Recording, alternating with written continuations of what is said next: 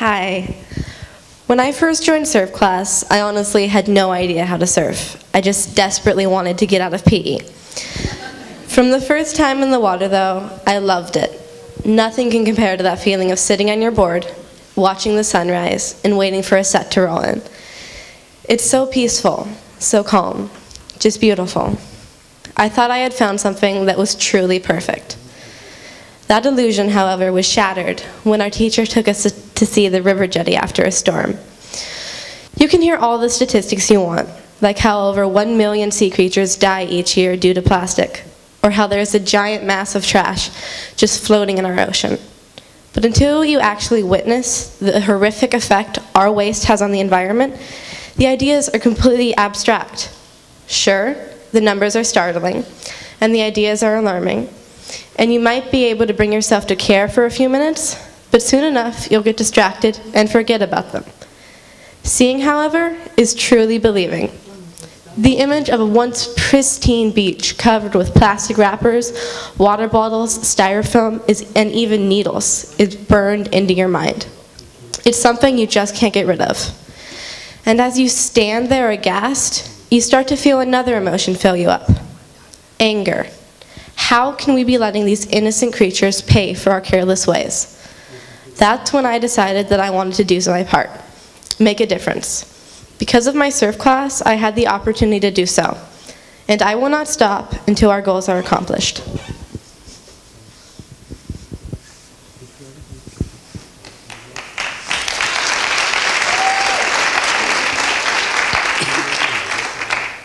When we first learned about styrofoam, we found out that styrofoam, or polystyrene, is the second most found item on our beaches.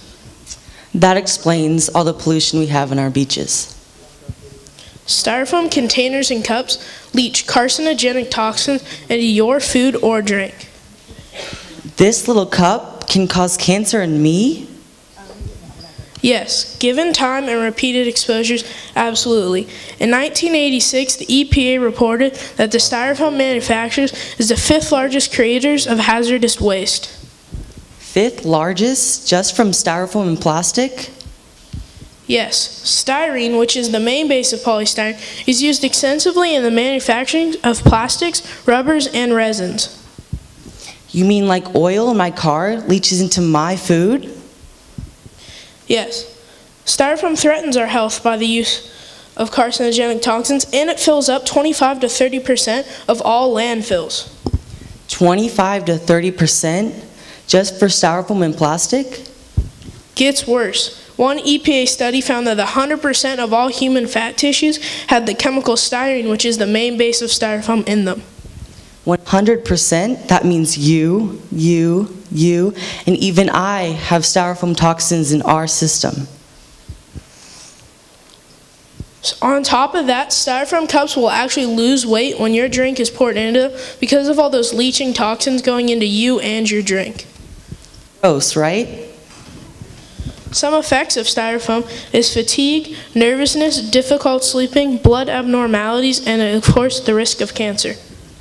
If you knew that just by drinking out of a styrofoam cup causes all these side effects, would you even attempt to drink out of one? I know I wouldn't.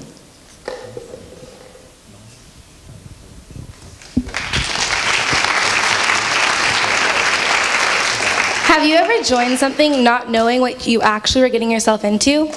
Well, that was me when I decided to join surf class.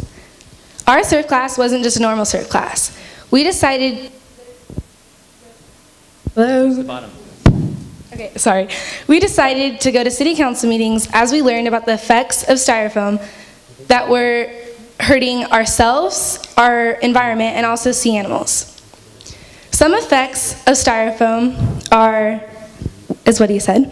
But some things that we informed restaurants about were the alternatives of styrofoam, which are this, which is made out of pulp, this, which is made out of recycled aluminum, this, which is made out of recycled paper. These things, which are alternatives, can be used instead of styrofoam. They're only a few cents more, and they're biodegradable, which styrofoam isn't. Our mission was like trying to catch a wave.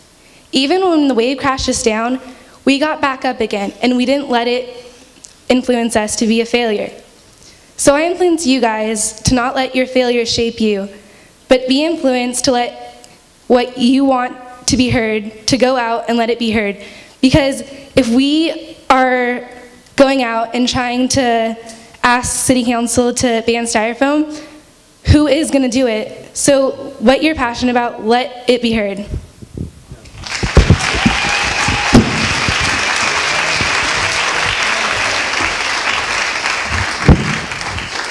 While those alternatives are infinitely better than Styrofoam, the even better option is reusing what we already have. If you're going to a restaurant, bring your own container to bring home your leftovers in. Who knows? Someone at the restaurant may see you doing so and feel inspired to do the same themselves. They might inspire someone else to do the same. You may feel a bit silly for the first few times, but soon enough, it'll feel like second nature. You can start change. You can make a difference. The state that our environment has come to is overwhelming, and it sometimes feels that no matter what we do, we won't be able to salvage it. But that is not true. It is not too late. If we each do our part, our individual efforts can snowball into an unstoppable force. Every day before we go surfing, each member of our surf class picks up 10 pieces of trash. There are 25 kids in our class. That means that each day we pick up 250 pieces of trash. In 1 week, 1,250. In just a year, 65,000 pieces of trash.